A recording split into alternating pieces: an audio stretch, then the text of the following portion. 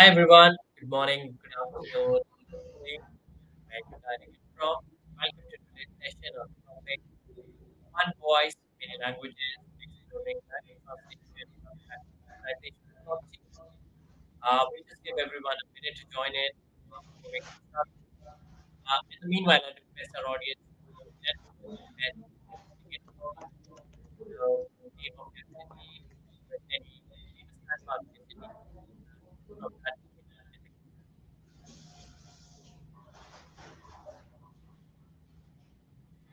Don't we love technology? Sharang, let's give it a second chance. Sorry, can you hear me We on can my hear you now. Yeah, perfect. All right. Yeah, so I was just asking the audience, let us know where you're dialing in from, name of your city, along with any kind of famous landmark around. Do let us know in the comments. In the meanwhile, I'll just introduce the panel here. So, hi everyone, my name is Sharang. I'm a vice president with Everest Group, and I lead our research on the customer experience management side with a lot of emphasis on tech, as you'd see. I'm also joined by my colleagues Rita and Chandak here. Rita, if you could quickly introduce yourself, please. Thanks so much, Sharang. My name is Rita Soni. I'm principal analyst for sustainability, which might be a surprising topic to talk about in this conversation, but I managed to squeeze myself into this great topic of technology and languages. Chandak, why don't you take it away? Sure. Thanks, Rita. Hi, everyone. This is Chandak Biswas. I'm a practice director with Everest Group. Work very closely with Charang and Rita on overall the CX provider landscape as well as the CX technology landscape. Yeah, and this is really an interesting topic for us to discuss. I'm definitely looking forward to talk to both of you about it. Perfect. Thanks. And of course, we don't want this to be a monologue or a trialogue. I don't know what we'd call it on our end. So we'd want this to be an engaging conversation. Of course, you'd be hearing just our voice, but feel free to drop in comments in the comment section. Any questions you have, any feedback, any observation that you're seeing in this space. We'd love to hear your thoughts and opinions. So feel free to chime in when and where you can. With that, let's get started. So I think the topic for today is quite an exciting one, and the reason why I decided to pick it up is when I look at the CX market today. It's a truly global market with a global customer base that has that speaks different languages, has different kind of accents, which also means that providing support to such kind of a global audience can sometimes be challenging for the enterprises, right? Uh, Given that every region, every country, or every place has its own languages, its own accents, sometimes communicating over the borders can become challenging between agents and customers. Now, we live in a world where customer experience is really, really critical for the enterprises. I mean, you go out there and you'd see that enterprises are making CX among their top priorities. And in such an environment, it becomes essential for them to deliver that kind of high quality customer experience when a customer interacts with their agent. And probably this is an area where technology, we've been hearing about Gen AI, we've been talking a lot about Gen AI, but AI based technology can come in and solve for some of these challenges. Meanwhile, with the use of some of these technologies like translation or neutralization, we're also seeing that enterprises are pushing forward on their sustainability goals, right? As we talk through this discussion, we try to figure out how these technologies can foster inclusiveness, ensure that customers understand each other no matter where they're from and what languages they speak, and how this can align with the social aspects of ESG and support diversity and inclusion. Perfect. With that, let's get started. So we're talking about two technologies today: accent neutralization and voice translation.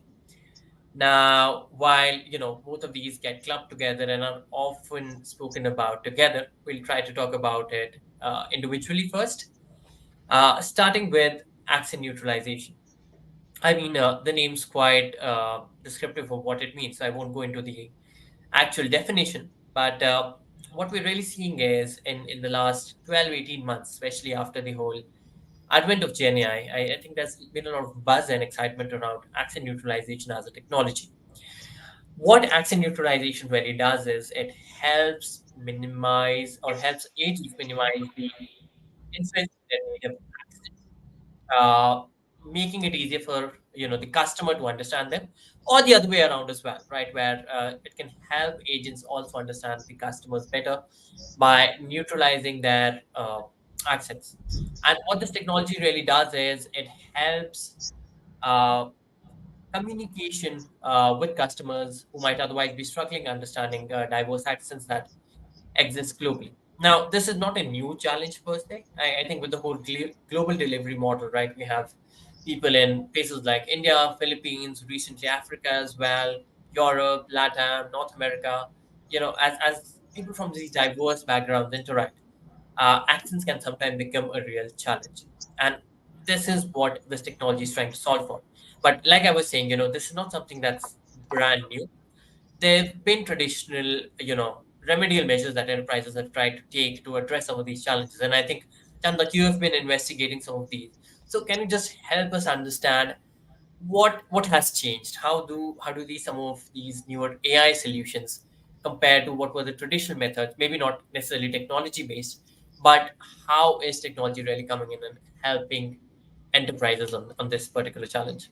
Yeah, I think, thank you so much, Aaron, first of all, for this question. I think AI in the last 1.5 years has moved leaps and bounds in terms of the capability, as well as the areas in which they can be applicable, right?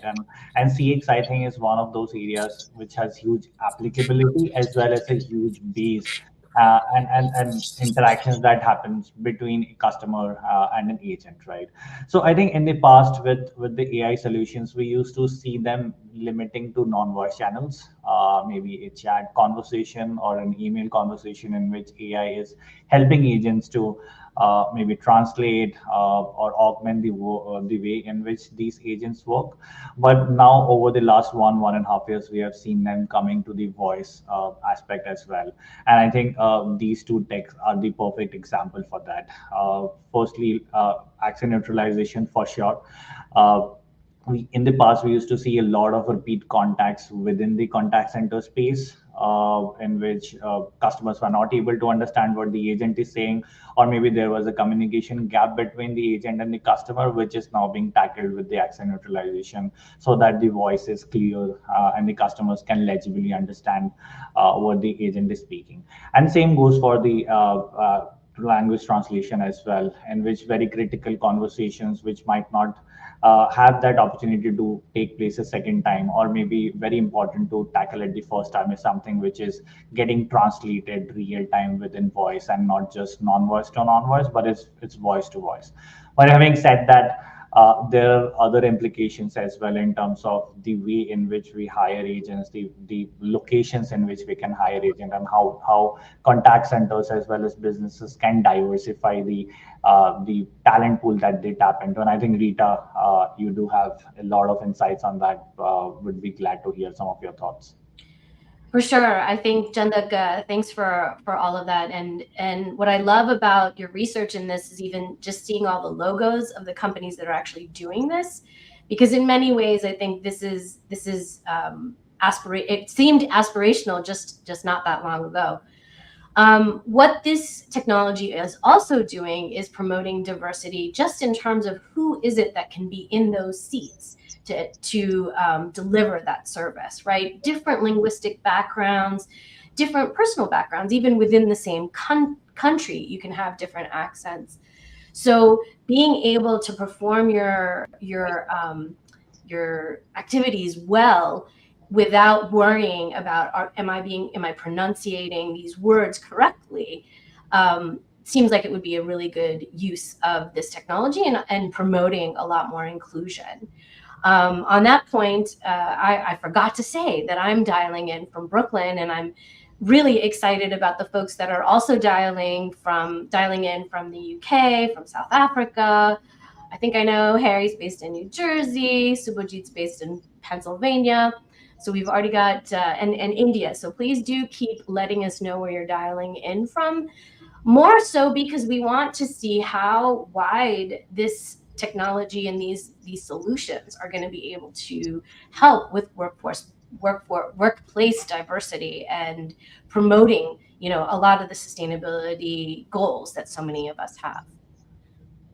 Sharon? Sharing, you're on mute. Sorry, my bad. I was saying great points, both of you, and I've been always enamored by the British accent. Not sure if this technology can help me at least get one virtually, but no, two things that I'd like to highlight when it comes to accent neutralization. Right, while we talk about the immediate benefits around customers being able to understand the agents better or vice versa, I think there's another inherent benefit that's around the training time. Like Chandak was saying, in the past, with a lot of traditional based approaches, a lot of time was actually spent training agents, neutralizing their accents, and that usually took a couple of weeks, right? So now what enterprises can do now is, uh, take that step away and make sure that agents are actually live in a shorter amount of time. So thus realizing or helping them save substantial costs. So I think that's one. And Rita, to your point, I think this is an interesting space for sure. We're seeing a lot of startups come up recently. Some of the names we mentioned in the slide that was up recently, players like Crisp, Sanas, Synergize, etc. But I think there's a lot of activity going on, and with Gen AI, of course, improving. I mean, we're talking about generative AI, OpenAI making huge success and progress with their solution. Even others, I think this technology will only further improve down the line, and this definitely means that new and exciting things are just around the corner. With that, I'd move to the next technology that we have, which is voice translation. Now, we've seen non-voice translation been in the market for some time, right? And it's pretty good. I mean, I went to Japan recently, and I don't know what I would have done without Google Translate, because unfortunately I'm not fluent in Japanese, although it's a beautiful language. And I did try. But of course, technology did help me, and we've seen that even in contact centers, when it comes to non-voice channels, say emails, chats, support on social media, non-voice translation tools have been leveraged. But what we're starting to see now is that translation is also being used on the voice side, which is quite new and innovative, right? Because unlike non-voice, where you get a lot of time to react, the conversation isn't happening so to say in real time. With voice, that's not the scenario. I mean, the customer experience can really go down if, let's say, you're talking about something that you're having an issue with, and the customer is, or the agent on the other side is taking 10-15 seconds just to understand and then respond to you, right? So that's not the ideal customer experience. But with this new technology that we're seeing, AI powered voice translation, we've seen that this technology really works well in real time, minimizing the latency, which has been an issue, at least on the voice side. So I'd invite again, Chandak, your perspective here, given that you've been on a couple of demos that we've seen in the market. What are you seeing out there? And just wanted to understand what makes this technology so special, and why should enterprises be excited about it? Yeah, yeah. A great point, Sharang. I think what's unique about these technologies right now is I think you have mentioned the most important points is the latency. The near real-time ability of these technologies to convert one language from the other is something which is definitely mind-blowing to see, and technology has evolved a lot in the last 1 to 2 years. That now people are not relying on voice to text to speech and speech to text, vice versa. Now it's directly voice to voice translation that we are seeing. So that kind of ability, as well as the accuracy in which these speeches are getting translated, is mind blowing. And in past couple of months, we have seen a lot of demos in which these technologies are able to translate the more prominent languages. If I talk about the prominent languages in Europe, maybe German or Spanish, or a Portuguese, as well as some of the Asian languages. We have tried Hindi to translate as well. So the accuracy in which these technologies are able to translate these languages on a near real time is something which is very fascinating, as well as enterprises should be excited about. I think where this technology is heading towards is more towards niche and native languages across APAC and EMEA as of now. I think you make a great point. The other thing that we've seen is that with voice translation, the current technology, What it is also able to do is identify a lot of regional nuances that, let's say, technology in the past necessarily hasn't, right? So for example, if you're talking to someone in Montreal, and now Canadian French, as some of you would know, is very different from the French that they speak in France, right? So identifying that nuances, those cultural differences, and accordingly adapting, I think this is what uh, the new technology does really well. The other thing that makes AI-based voice translation really unique compared to solutions that we've seen in the past, and there've been plenty in the past as well, is the fact that it's not static. When I say that, what I mean is it can learn from conversations and improve over time, right? So you don't necessarily need to have a human moderator sit and improve the technology. It can do that on its own. And I think that's the most beautiful part. As the interactions on these solutions increase or grow over time, they get better and better. And I think that's what makes these technologies so beautiful. The other thing I wanted to bring up is the fact that, at least for now, yes, this is still very new for most of the world.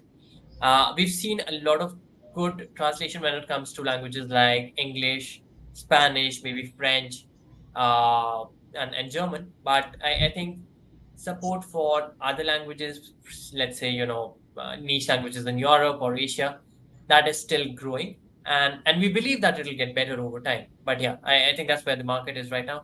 But Rita, again, inviting you to see what you're seeing out there and how would you, put this in the whole sustainability equation.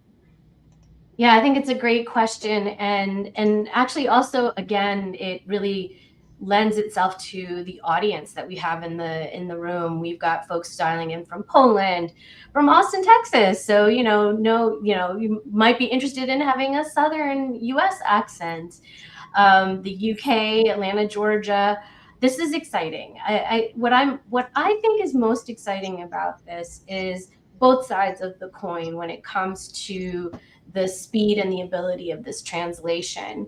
One, it's giving access. It could give access to information in your own local language, and that too in languages that are very underrepresented, and maybe there's not as much of a business case to have agents who speak that language, but also agents who speak other languages being able to operate in languages that they don't speak. So this, both sides of the inclusion, is what's very exciting about it. And just being able to get the same level of service as everyone else. I think it's, when we talk about access, that's what we mean, right? We're not saying that everyone needs to give in to have subpar access to services. So I think it's really exciting. And I think we also had a really good question that came up from Harry, and I think the logos that you had on that slide will answer this. But Harry did ask, so when will these hardened, scalable, real-time voice translation solutions be available, and are they available right now? No, that's a great question. And I think already we're seeing some solutions in the market that are being, made available for the enterprises. Like I said, it's the initial days, so we might not have that kind of wider language support just yet. But for, some of the common languages, like I said, English, Spanish, French, German, we're already seeing a lot of solutions popping up in the market. And, a lot of them are really impressive. I mean, I don't want to take any names because we're not doing favoritism here, clearly, but we've seen a few demos and they look really, really promising, right? I mean, uh, you don't necessarily feel like you're talking to a robot, or you have that kind of middle layer of technology in between. Of course, most of the enterprises, when they use such kind of technologies, they have that kind of disclaimer where they talk about you're using technology to translate it. But honestly, as long as it doesn't impact the whole customer experience, I don't think customers are really bothered with that. I mean, for them, maybe using technology is exciting as long as it can get things done in an easier, simpler way for them. And I think one of the examples I want to bring up about the whole localization piece. So I was in the US recently. I work out of New Delhi otherwise, and I was ordering at my favorite, the Space Shake Shack, and the person asked me, "Would you like to have it here or to go?"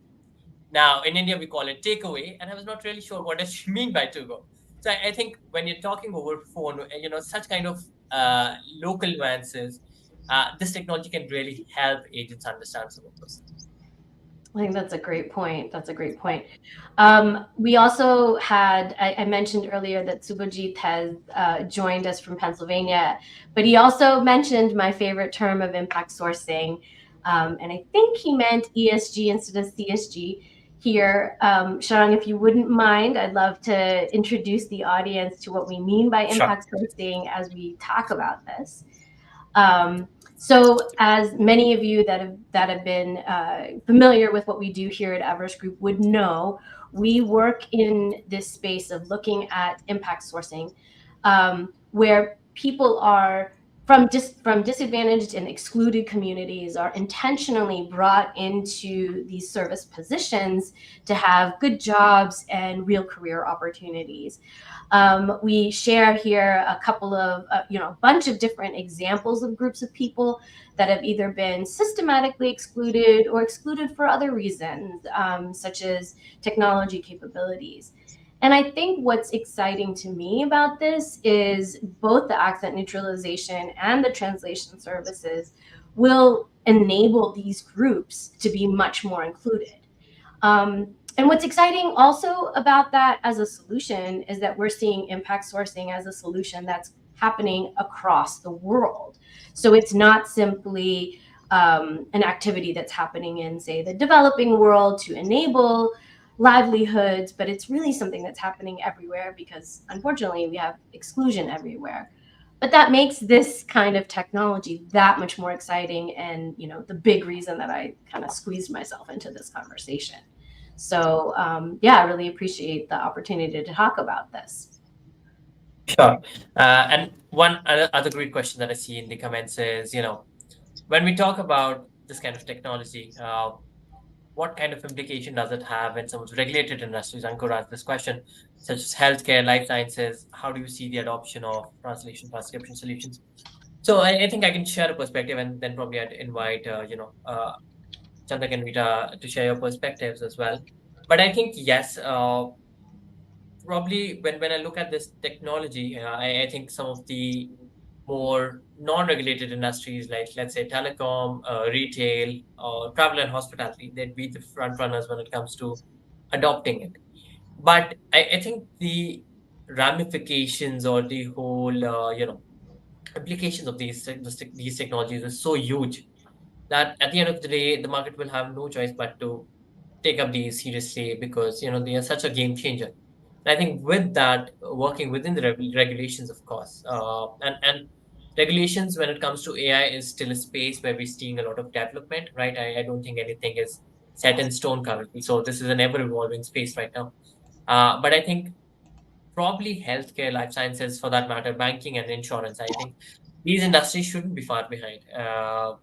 The use cases are clearly established even in these industries. What really needs to be done now is making sure that you're able to deploy these technologies in a way that is compliant within the regulations. Yeah, I just want to add one point over there. I think there are two sides of the coin for sure. One is within staying within the regulations and being compliant. Definitely, the first checkbox for any enterprise in this regulated industry. But once these are taken care of, I think there are so many application areas within the regulations, and particularly for healthcare, I think there are a lot of emergency related services which are very critical. Pharmacovigilance contact centers, even for BFSI, there are a lot of critical information that is shared between an agent and a customer, right? In which the agent needs to be super clear, customer needs to understand it very well, right? So I think in those circumstances and in those use cases, this technology will be definitely a boon for these industries in which now the contact center leaders are not forced to train their agents again and again for a particular set of language or to be clear in which in the manner that they speak, or maybe have multilingual agents to speak multiple languages, but can cater to that kind of emergency and critical services, critical support services to their end customers through these kind of technologies. Makes sense. And I know so far we've been talking about accent neutralization and language translation. But I think the other perspective on this is why separate them even, right? I mean, at the end of the day, you can do both together, right? Translate something in another language and also modify the accent. So we've also seen that typically in the market, when we talk about accent neutralization or language translation, a lot of people tend to see them under the same lens. Chandak, do you have a perspective on, do you really see a viability of these technologies working hand in hand, or do you still think, these are altogether separate technologies, should be used separately? No, definitely. I think these technologies can be definitely used hand in hand, right? Contact center space still has an humongous amount of multilingual hubs, multilingual agents, as well as agents from different backgrounds speaking the same language, right? Because English, for example, is spoken all over the world with people from different backgrounds, different accents, right? So these technologies definitely can be used together. It's just about understanding where the applications are and which situation the technologies can be leveraged together. So, for example, an English speaker might be talking to an English customer. So, in those circumstances, it can be only just accent neutralization and not translation. But in other circumstances in which the same agent is speaking to a Swedish customer, for example, then language translation tech can come in, right? And both can come in tandem as well. And which, like you said, Sharang, translating this to a different language, but then neutralizing the accent to match the background of the customer that you're speaking to, right? Because it's not just about translation, it's also how the technology is delivering, and it shouldn't be too robotic, like we said. So I think while they can be used parallelly, they can be used in tandem as well in multiple scenarios. And I think it will be interesting to see how the innovative ways in which enterprises or customers are leveraging these set of technologies either together or separately, or maybe in different ways in which we are not able to see as of now. Definitely. And I think another question that I see popping up on the screen, this is from Graham Brown.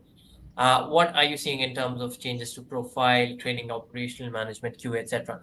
No, very relevant question. And I think, I mean, if I look at it just from an AI perspective, we expect that there'll be huge changes in the kind of people that come into contact centers, right?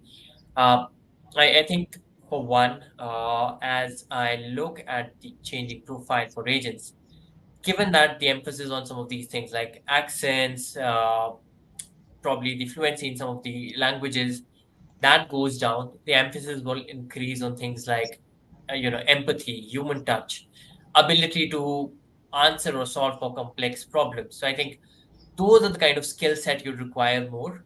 Ability to work with technology, right? Because in a lot of cases, while AI can automate a lot of work for you, but as other things like, let's say, analytics or other technologies come into the foray as well, we'll need people who can understand these technologies or have the ability to work with these technologies. And I think that will also have ramifications on some of the other roles, like the whole training people that are involved, or the QA managers, or the operational management as well. But Rita, again, I think you're the expert in this area, so just want to check if you have an opinion. Exactly. I think that's the whole point, Graham, that we are seeing profile changes and this technology is enabling even further changes. I think, you mentioned training, and I feel like that's one of the most interesting spaces that everyone at every level has been struggling with. But when we think about inclusion, it's particularly challenging. And we're already starting to see the ecosystem of trainers that are out there that are trying to include people into these spaces, leveraging these technologies to say, hey, you can do this job too, regardless of what your linguistic background is. And so, absolutely, Graham, this is a really important part of why we're so excited about this emergence of technology. Perfect. And I just wanted to let the audience also know that in case you have any further follow-on questions, I mean, we're available for a chat. So do reach out to us, and we'd be happy to set up a session where we can talk through some of the other questions in detail as you may have them. So feel free to do that, and we'd be happy to set up something with you. Right. With that, the other thing that I want to talk about is, as we talk about an AI future, I think first of all, there's a lot of concern around the fact that it might lead to a lot of job loss in the industry. Specifically in contact center, we have that's a major concern. I think some of the examples we've also seen in the past, not necessarily related to voice translation or accent neutralization per se, but use of GenAI, where people have been able to automate a lot of work, and unfortunately, the staff have been let go. So, just wanted to get Chanda, Rita, your perspective on how do you see these two technologies in particular uh, impacting that particular aspect for the market. I'm happy to get started first, and then I'll hand it over to Chandak to at least give us probably some more positive news. I think there are a couple of sustainability linked concerns. One for sure is what we hear about Gen AI and more generally about the carbon and water footprint of these technologies. That's certainly a concern, and it's something that I think there's a lot of advances in terms of green software and other tools and technologies that are being applied, but we're still a little distance away. So I think just that being the intentional nature that's required of these solutions is something we'd like to emphasize. I think there's another really important question, and it's partially related to the question that we got from Anubhav about Anubhav Das, who's asking about sort of the normalization of ethnicity. I think there's certainly like an identity issue that we want to be concerned about. There's a transparency issue that we want to be concerned about. I know when I read or when I use the audio feature on New York Times, it tells me when it's the author who's reading versus an automated voice. I think that there's a lot of what are the norms going to be around what we disclose, and how should that be disclosed? I think those are a couple of things. I think what we want to avoid is that we say that there's a normal accent, as though like my whatever New Jersey accent is a normal accent and everybody else's is abnormal. We certainly don't want to go in that direction. And I think that's something we just have to be intentional as an industry in doing. That makes sense. Yeah, Chandak, if you have perspective. Yeah. I think Rita very well covered the overall sustainability, diversity, inclusion part. I think there are some technology-related challenges as well, right? As of now, I think enterprises don't have that kind of clarity around what is the kind of cost that they would be incurring, right? And what are the what the implications would be on small and mid-sized businesses, particularly because these are the businesses who don't have enormous budgets to spend on, and this technology is so nascent right now. They don't have a lot of prevailing use cases in the market, right? So and in the past we have seen mid-sized, smaller businesses to go on a wait and watch mode before aggressively investing. So cost is something which needs to be clear about. Yeah, and just add a perspective here. Sorry to interrupt. I think yes, cost is a big concern when it comes to AI, and you raised it well. But I also want to be a little optimistic because we're seeing that costs are actually going down. I think even when I look at the recent news that I was reading around the GPT-4o model, it's priced much more competitively than the predecessor. So I think as the competition in the market increases, as the technology matures, we might see some of the costs go down, and that might make it more affordable, especially for the whole SMB segment. Yep.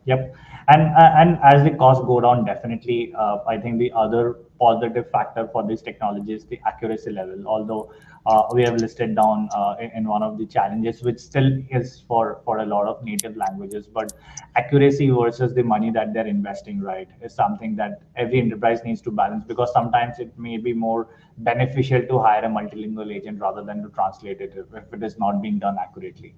So accuracy and the risk that an enterprise would undertake to spend in a solution, and then risk the miscommunication aspect, customers not understanding what the agents are saying on a larger scale, and then that being negative for the perception that these brands are building for themselves. I think accuracy versus the money that they're investing is something which a lot of people are now looking into. But then, other than that, the way in which they're protecting customer data, because it's not just a conversation between an agent and a customer now, it's a whole set of new technologies which are in between them, processing the entire conversation, as well as storing that for QA purposes, right?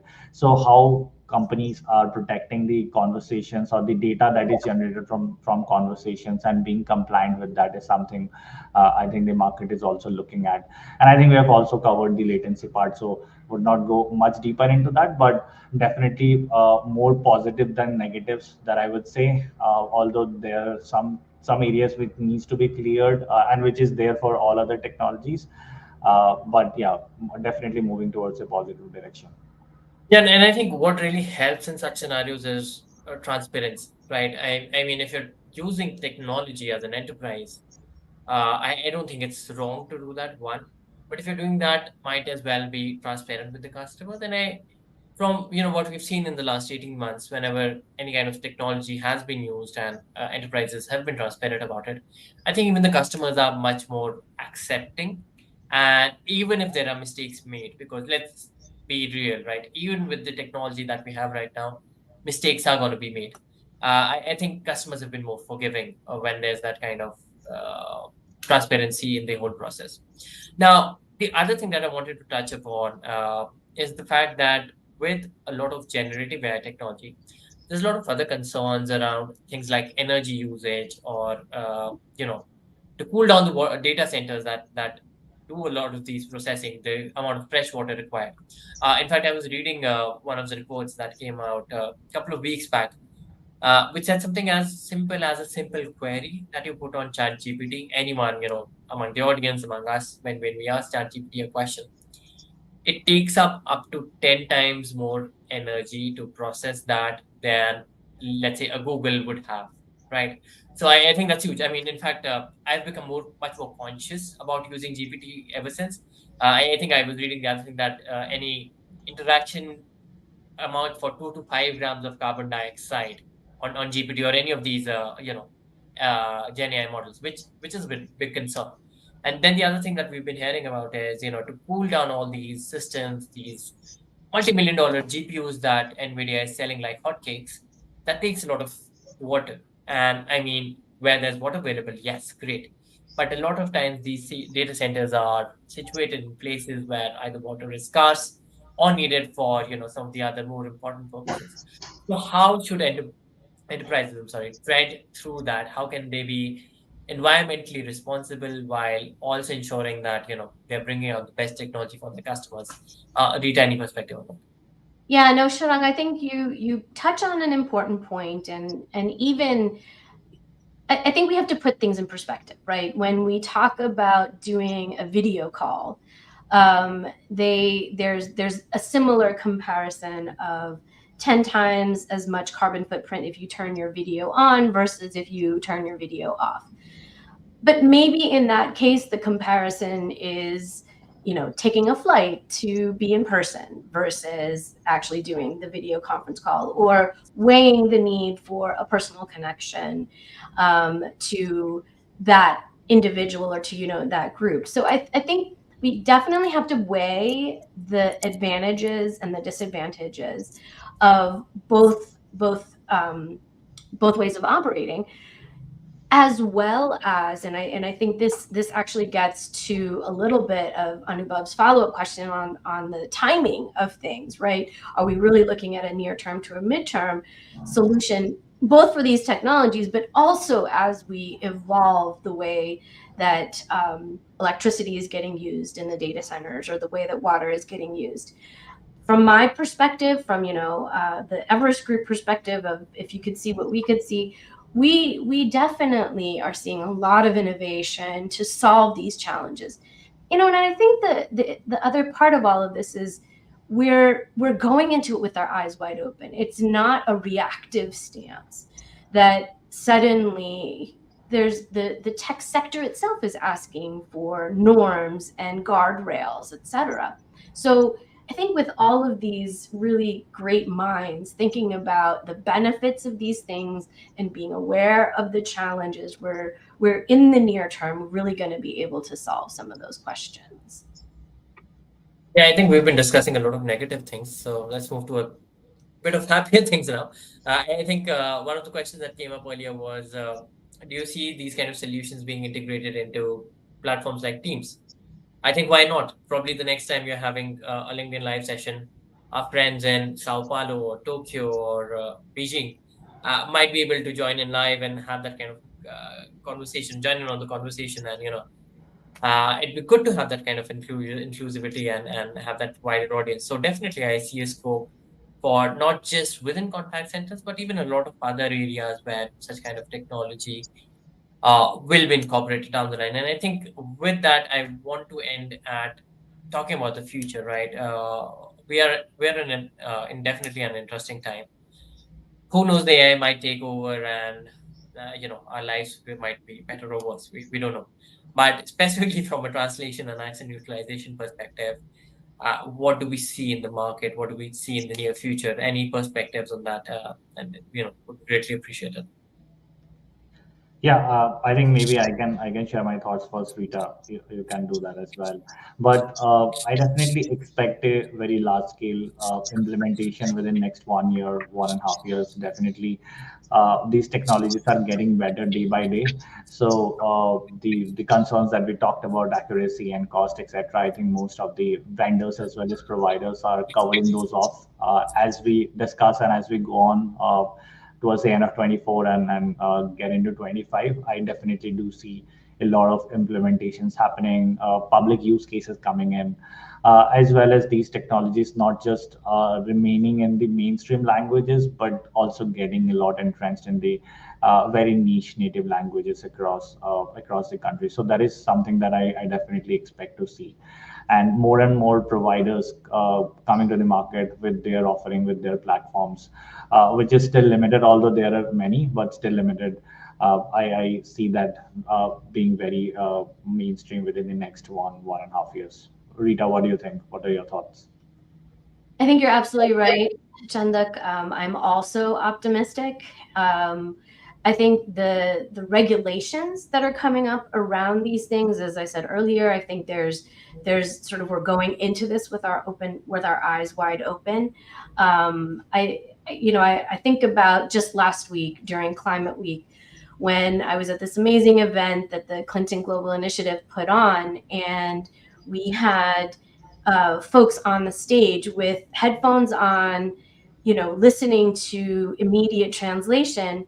And then they had to hand out to everyone in the audience those same devices so that we could listen to the English translation, or whatever language other people in the audience spoke. And now that took a lot of technology, but there was a decision that was made to be inclusive in that conversation and let someone use their own voice and let us all hear that voice, even if it's a language we don't understand. So I'm very optimistic, and I'm also very optimistic about the way that this is going to just move all of these things forward. You're seeing a ticker on your screen right now about joining the Clinton Global Initiative movement.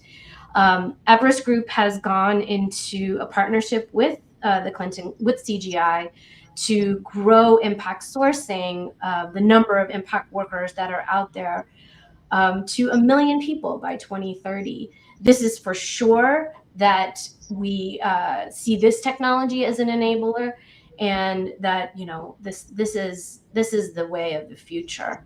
I think, yeah, we need to figure out how we're going to just let folks know when it's a translation, when it's an AI doing the translation, when it's an individual that's doing the translation, and come up with those norms, and then just get everybody to the party. Great points, both of you, and thanks for taking out time today to have this conversation. I hope the audience will find value out of it. And like I said, if you have any other questions, feel free to reach out to us over email, over LinkedIn, wherever you can find us, and we'd be happy to get on a call or answer those for you. Well, that's all from our side. So I'd say au revoir or sayonara, and this has not been translated using technology. But thanks for your time and have a good day. Thank you so much. Thank you. Thanks, everyone.